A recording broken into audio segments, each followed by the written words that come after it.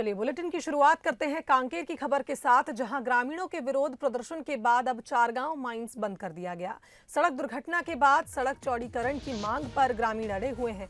18 दिनों से विरोध प्रदर्शन कर सड़कों पर ग्रामीण बैठे हुए थे, तो वाहनों की आवाजाही बंद होने के बाद ये फैसला लिया गया।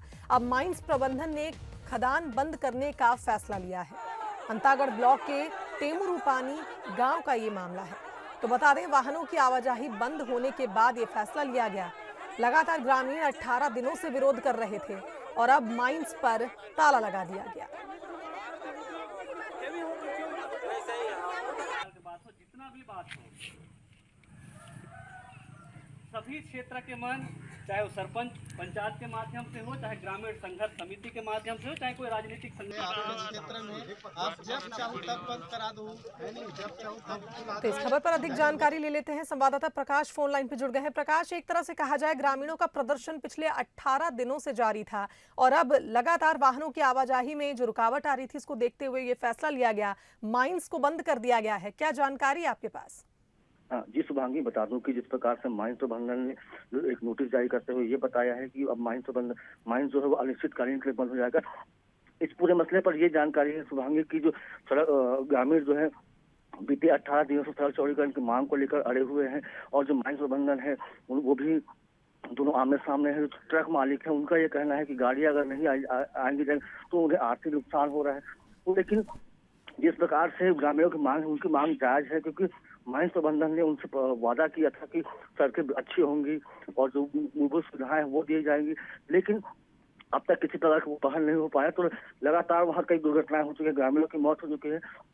इसको मांग को लेकर ग्रामीण अड़े हुए हैं और माइंस प्रबंधन भी अपने नियम शर्तों को लेकर के वहाँ अड़ा हुआ, तो कहीं न कहीं टकराहट की स्थिति है और जिसको लेकर सकते हैं अब माइंस प्रबंधन ने ये फैसला लिया कि अब अनिश्चितकालीन के लिए माइंस को बंद कर दिया गया है। जी स्वांगी। जी प्रकाश, धन्यवाद आपका तमाम जानकारी के लिए। तो माइंस प्रबंधन ने खदान बंद करने का फैसला लिया है। वाहनों की आवाजाही बंद होने के बाद ये फैसला लिया गया। बता दें, कई दुर्घटनाएं भी हो सकी हैं, जिसको मद्देनजर अब माइंस प्रबंधन ने खदान बंद करने का फैसला लिया।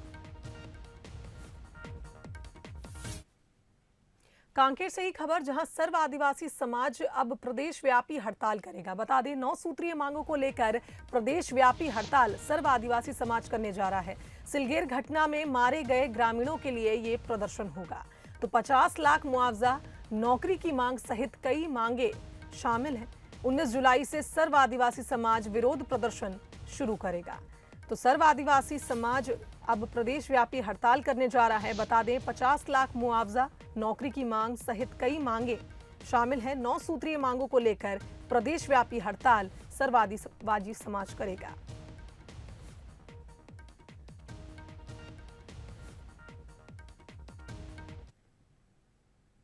खाद की कमी को लेकर पखांजूर में बीजेपी हमलावर है, लिहाजा बीजेपी कार्यकर्ताओं ने धरना प्रदर्शन किया, जिसमें सांसद मोहन मंडावी और पूर्व बीजेपी प्रदेश अध्यक्ष विक्रम उसेंडी ने किसानों को संबोधित किया।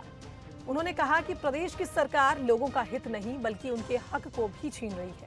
इस दौरान उन्होंने कहा कि धान खरीदी में किसानों के साथ छल किया गया, जिससे किसानों की कमर टूटी है और बीजेपी कार्यकर्ता ने खाद की कमी को दूर करने और उचित दामों पर खाद बेचने को लेकर कलेक्टर के नाम ज्ञापन भी सौंपा। साथ ही जल्द से जल्द किसानों को खाद उपलब्ध न होने पर उग्र आंदोलन की चेतावनी भी दी गई। किसानों का आज जो जिस प्रकार से खाद की कमी, चाहे डीएपी हो, यूरिया हो, अन्य खाद की जो कमी है, उसके चलते आज किसान इतने हताश और निराश हैं। वर्तमान में भूपेश बघेल की सरकार इस ओर किसानों की समस्याओं को ध्यान नहीं दे रही है कि किसानों को खाद समय से नहीं मिल पा रहा है। इन मांगों को लेकर के पूरे किसान और भारतीय जनता पार्टी के सभी कार्यकर्ता आज एक दिवसीय धरना आंदोलन किए, यहाँ पर ज्ञापन भी दिए हैं। तत्काल इसकी व्यवस्था सरकार को करनी चाहिए। इधर रायपुर में युवा कांग्रेस के कार्यकर्ताओं ने एकात्म परिषद बीजेपी दफ्तर का घेराव किया। अर्थी में स्कूटी रखकर लेकर आए और उसका अंतिम संस्कार भी किया।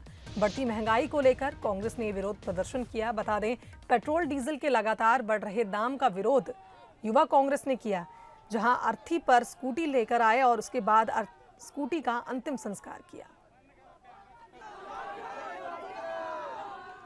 तो बीजेपी दफ्तर का घेराव करने के लिए युवा कांग्रेस के कार्यकर्ता पहुंचे। बढ़ती महंगाई को लेकर ये विरोध प्रदर्शन किया।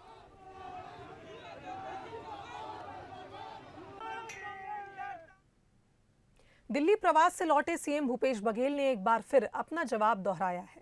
रायपुर पहुंचे सीएम ने 2.5 साल को लेकर कहा कि ऐसा कोई फॉर्मूला नहीं है। मीडिया जब जब सवाल करेंगे यही जवाब रहेगा। 2 धन 2 4 ही होता है। बार बार पूछने पर ये 4.25 या 4.25 नहीं हो जाएगा।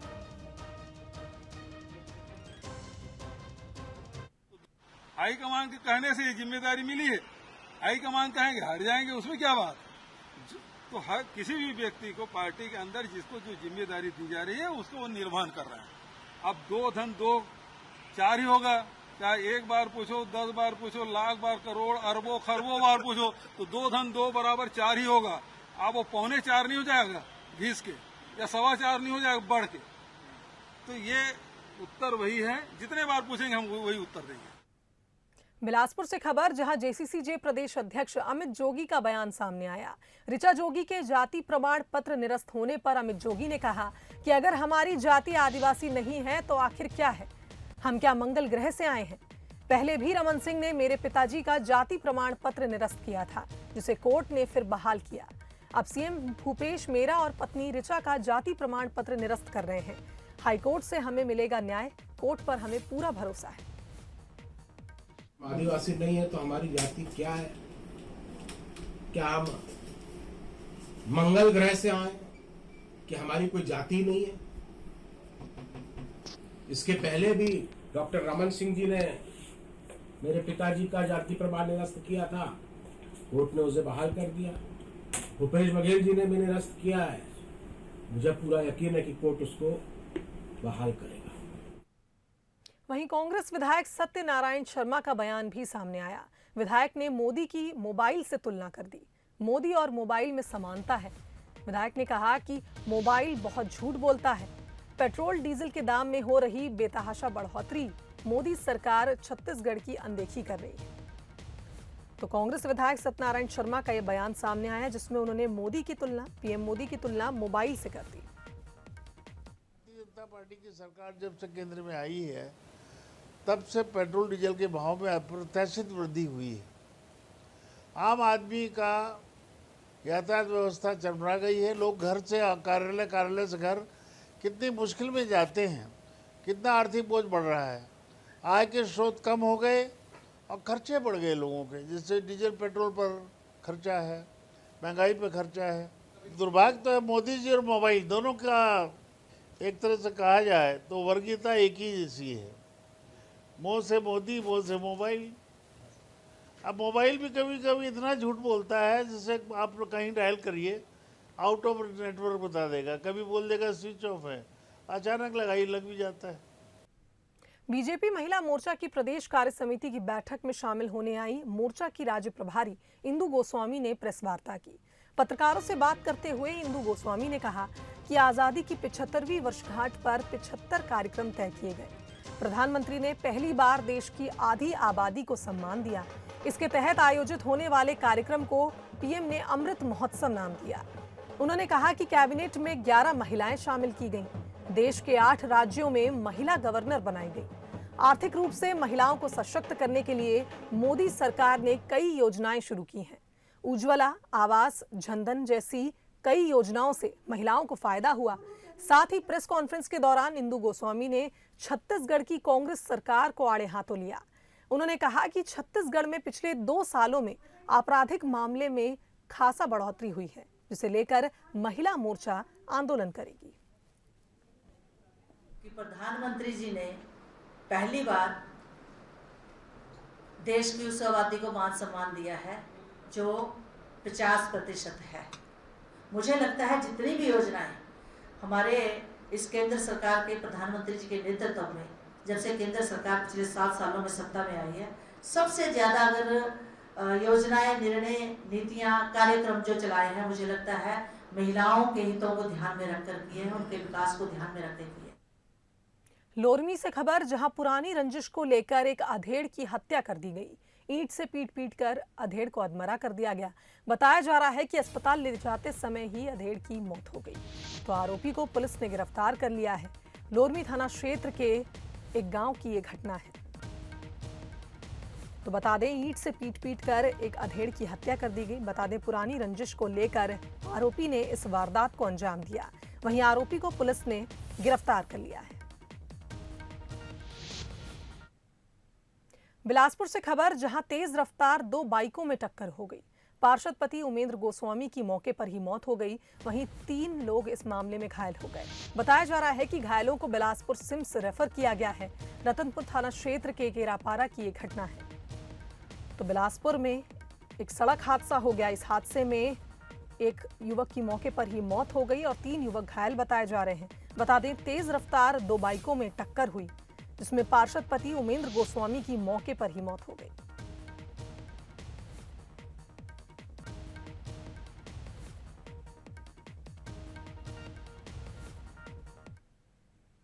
जगदलपुर में पर्यावरण प्रेमियों के विरोध के बाद अब नगर निगम पेड़ों की शिफ्टिंग का काम कर रही है।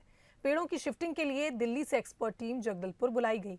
दरअसल स्मार्ट सिटी के तर्ज पर शहर को विकसित करने के लिए सौंदर्यीकरण के साथ सड़क का चौड़ीकरण भी किया जा रहा है। इसके लिए सड़क किनारे पेड़ों की कटाई की जा रही थी। हालांकि इससे पहले ज्यादा पेड़ों की कटाई हो पाती, तभी पर्यावरण प्रेमियों और बुद्धिजीवियों ने इसका जमकर विरोध किया, जिसके बाद नगर निगम ने पेड़ों की शिफ्टिंग का फैसला लिया। महापौर सफीरा साहू ने बताया कि 74 पेड़ों को 15 से 20 दिन में शिफ्ट किया जाना है। जल्द ही सभी पेड़ दलपत सागर के किनारे शिफ्ट कर लिए जाएंगे।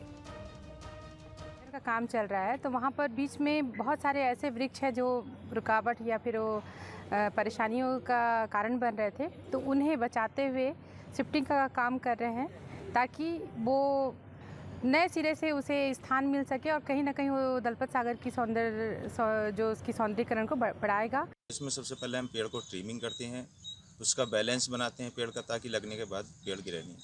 उसका ट्रीटमेंट करते हैं, उसमें फर्टिलाइज़र लगाते हैं, एंटी टर्माइट लगाते हैं, वर्मी कंपोस्ट लगाते हैं और इसके साथ साथ जो रूटेक्स होते हैं वो यूज़ करते हैं ताकि पेड़ को हार्मोन्स मिलें और पेड़ जल्दी सर्वाइव करें। एक बार और पैन इंडिया हम लगभग 15,000 प्लांट अब तक शिफ्ट कर चुके हैं। बारिश के अभाव में खेत सूखने से धान के पौधे पीले पड़ने लगे हैं। खास बात यह है कि जून औसत से 25% अधिक बारिश होने के बाद भी डैम और तालाब में पर्याप्त पानी नहीं है। हम बात कर रहे हैं रायगढ़ की, जहां केलोम नदी पर बने डैम में महज 31% पानी स्टोरेज है। इसके अलावा दूसरे कई डैम भी सूखे पड़े हैं। किसानों का कहना है कि यदि बारिश नहीं होती है तो सूखे के हालात बन जाएंगे, जिससे उन्हें भारी नुकसान उठाना पड़ सकता है। इधर अधिकारियों की माने तो आगामी समय में अच्छी बारिश होने की संभावना है। धान बोई होने के बाद जैसे धान सब उग रहे हैं और उस स्थिति में पानी पूरा छोड़ दिया है और वर्तमान स्थिति में धान जैसे 3-3, 4-4 इंच हमारा हो चुका है और पानी गिर नहीं रहा है, जिससे हमको बहुत ज़्यादा सारा तकलीफ हो रहा है। अभी हम लोग पानी वर्षा की स्थिति को देखते हुए धीरे धीरे डैम को भर रहे हैं, क्योंकि बहुत जल्दी डैम भर जाता है, इसलिए हम एक्सेस वाटर को 10.6 क्यूमेक लगभग हमारा हम लोग गेट खोल के नदी में छोड़ रहे हैं। यही है कि बारिश ज़्यादा होने पे फिर वो स्पिल ओवर होकर पानी जाता है, तो इससे अच्छा है कि अपन बाढ़ की स्थिति ना आए, बाद में पानी भी ज़्यादा गिरेगा और अपन नदी में भी पानी छोड़ेंगे तो डबल बाढ़ की स्थिति निर्मित होती है। इधर कवर्धा के कबीरधाम जिले में एक और मानव निर्मित जंगल सफारी विकसित करने की योजना तैयार की गई, जिसके लिए प्रक्रिया भी शुरू कर दी गई है। इस जंगल को 275 एकड़ में विकसित किए जाने की योजना है, जिसमें लगभग 50 करोड़ रुपए के खर्च का अनुमान है। आपको बता दें, राजधानी में अधिकारियों और वन्य सलाहकारों के साथ मिलकर इस सफारी के स्वरूप की योजना तैयार की जानी है। कवर्धा डीएफओ दिलराज प्रभाकर का कहना है कि जंगल सफारी के लिए जमीन चयन हो चुकी है।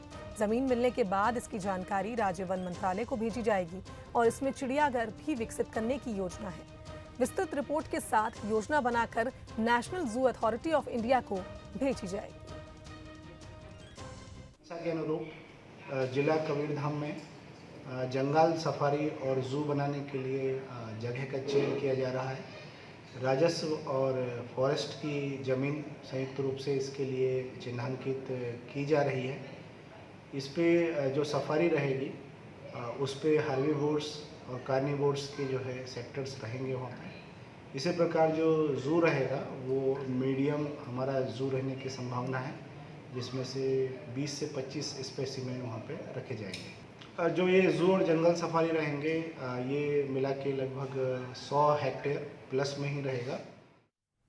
रायपुर से खबर, जहां छत्तीसगढ़ में अब कोरोना का ग्राफ कम होता नजर आ रहा है। 24 घंटे में कोरोना के 188 नए मरीज मिले हैं, वहीं 3 मरीजों की कोरोना के चलते मौत हुई। 24 घंटे में 263 मरीज स्वस्थ होकर अपने घर लौटे। वहीं राजधानी रायपुर में और जशपुर में 15-15 कोरोना पॉजिटिव मरीजों की पुष्टि हुई। सुकमा में 24, बीजापुर में 18 तो बस्तर में 17 नए मामले सामने आए। तो छत्तीसगढ़ में कोरोना का ग्राफ लगातार कम होता नजर आ रहा है। 24 घंटे में कोरोना के 188 नए मरीज मिले और 3 मरीजों की कोरोना के चलते मौत हुई। तो 24 घंटे में 263 मरीज स्वस्थ होकर अपने घर लौटे। वहीं राजधानी रायपुर की बात की जाए तो यहां 15 नए मामले कोरोना के सामने आए।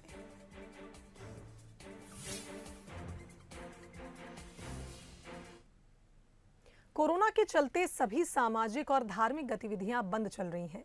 देश के 51 शक्तिपीठों में से एक दंतेवाड़ा स्थित मां दंतेश्वरी माता का मंदिर भी इसी के चलते लगभग 3.5 महीने से बंद था, जहां अब मां दंतेश्वरी मंदिर के कपाट खोल दिए गए हैं और अब श्रद्धालु मंदिर में माता के दर्शन भी कर सकेंगे।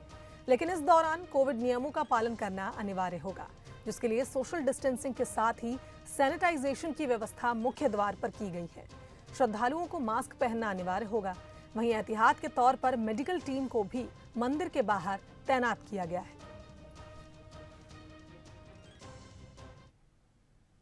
साढ़े 3 महीने के बाद मां दंतेश्वरी के पास भक्तों के लिए आज खोला गया है और जो भी सरकार का कोविड-19 के प्रति जो गाइडलाइंस हैं उन सब का पालन किया जा रहा है और लोगों को एक डिस्टेंस में मंदिर के अंदर घुसने दिया जा रहा है और मुंह में मास्क लगाना अनिवार्य है, यह भी बताया जा रहा है। अब आपको कवर्धा ले चलते हैं, जहां कोरोना के बाद अब लोग जिले के पर्यटन स्थलों पर पहुंच रहे हैं।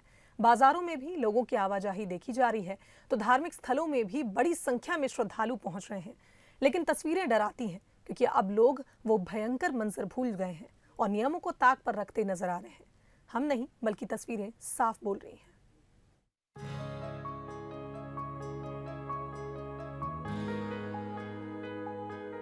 हम देख चुके हैं कि कोरोना की दूसरी लहर ने किस तरह देश और प्रदेश में कहर बरपाया था। हर तरफ मौत का तांडव था। लोग ऑक्सीजन, इंजेक्शन और जरूरी दवा के लिए भटक रहे थे। कई परिवार तबाह हो गए, कई लोगों ने अपनों को खोया, कई बच्चे अनाथ भी हुए। दूसरी लहर के जख्म अभी पूरी तरह से भरे भी नहीं हैं कि अब लोगों की लापरवाही तीसरी लहर को न्योता दे रही है। मास्क तो सर बहुत ज़रूरी है, क्योंकि अभी बहुत पहले से कोरोना का चल रहा है, अभी लॉकडाउन भी ख़त्म नहीं हुआ ठीक से, इसलिए हम लोग अभी मास्क पहने हैं। लेकिन यहाँ पर बहुत से लोग मास्क नहीं पहने हैं। इसको शासन के द्वारा इन लोगों को पहनना चाहिए और इन लोगों को थोड़ा सूचना देना चाहिए। जितनी देख रहा हूँ जनसंख्या बहुत है, लेकिन मास्क बहुत कम लोग पहने हुए हैं।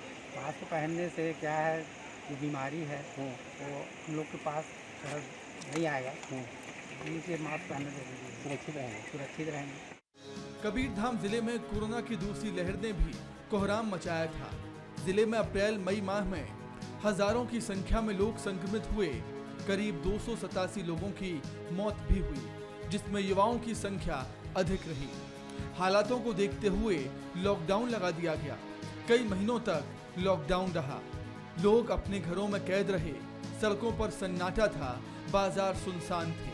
कई दिनों तक यही हालात थे। लोग डर के साए में जी रहे थे। लोगों को इंतजार था कि कब हालात सामान्य होंगे और वो राहत की सांस ले पाएंगे। समय के साथ साथ हालात सामान्य हुए। धीरे धीरे कोरोना का कहर कम होने लगा। पॉजिटिव मरीजों की संख्या भी कम होने लगी। हालात सामान्य होता देख लॉकडाउन को खत्म करने का फैसला लिया गया, क्योंकि लोगों के सामने रोजी रोटी का संकट गहराता जा रहा था। लॉकडाउन के खत्म होते ही लोगों ने राहत की सांस ली। सड़क पर चहल पहल होने लगी, बाजार गुलजार हुए और लोग अपने घरों से भी बाहर निकलने लगे। कई दिनों से घरों में कैद लोग अब पर्यटन स्थलों, पिकनिक स्पॉट का रुख कर रहे हैं। कई लोग ऐसे हैं जो इन स्थानों पर नियमों का पालन तो करते हैं, लेकिन अधिकतर ऐसे हैं जिन्हें देखकर ऐसा लगता है कि नियम शायद इनके लिए है ही नहीं। कवर्धा जिले में जो कोरोना की दूसरी लहर है उसमें लगभग 22,000 से अधिक लोग संक्रमित हुए हैं। वहीं लगभग 250 से अधिक लोगों की मौत हो चुकी है। कवर्धा जिले में लगातार जो है कोरोना की बढ़ते मामला को देखते हुए अब तीसरे लहर की भी तैयारी यहाँ पर हो चुकी है। लेकिन वहीं पर्यटन स्थलों में देखिए आज भी लोग जो है लापरवाही बरत रहे हैं। न तो अधिकांश लोग जो है न तो सोशल डिस्टेंस का पालन कर रहे हैं, न ही मास्क लगा रहे हैं। तो ऐसे में कहीं न कहीं जो तीसरी लहर है उसको कहीं न कहीं आमंत्रित कर रहे हैं। कवर्धा जिले में जो तमाम जो पर्यटन स्थल है वहाँ पर लोग अधिक संख्या में पहुँच रहे हैं, लेकिन कोई भी तरह की वहाँ पर सावधानी नहीं बरती जा रही है। तो कहीं न कहीं तीसरी लहर की भारी न पड़ जाए। कवर्धा से संतोष भारद्वाज, बंसल न्यूज। पर्यटन स्थलों पर लोगों की भीड़ देखकर ऐसा लगता है कि इन लोगों को जैसे कोरोना का डर है ही नहीं। मानो लोग वो भयंकर मंजर भूल गए हैं जब दूसरी लहर में मौत का तांडव हुआ था। सोशल डिस्टेंसिंग की बात करना बेमानी है।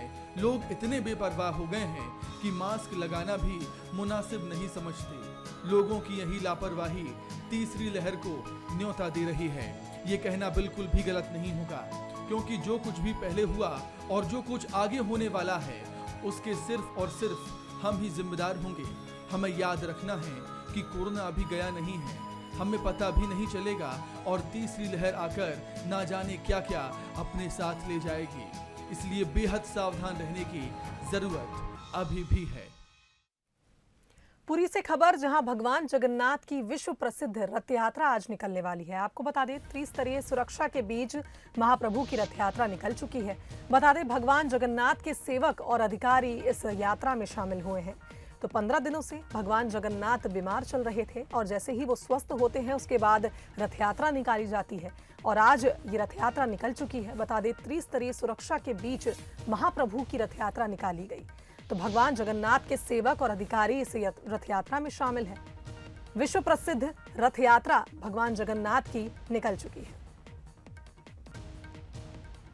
तो आपको बता दें गृह मंत्री अमित शाह ने भी भगवान जगन्नाथ की पूजा की है और अब रथ यात्रा निकल चुकी है। तो भगवान जगन्नाथ के सेवक और अधिकारी शामिल होंगे। तो भगवान जगन्नाथ की विश्व प्रसिद्ध रथ यात्रा कुछ ही देर में निकलने वाली है। बता दें त्रिस्तरीय सुरक्षा के बीच महाप्रभु की रथ यात्रा निकाली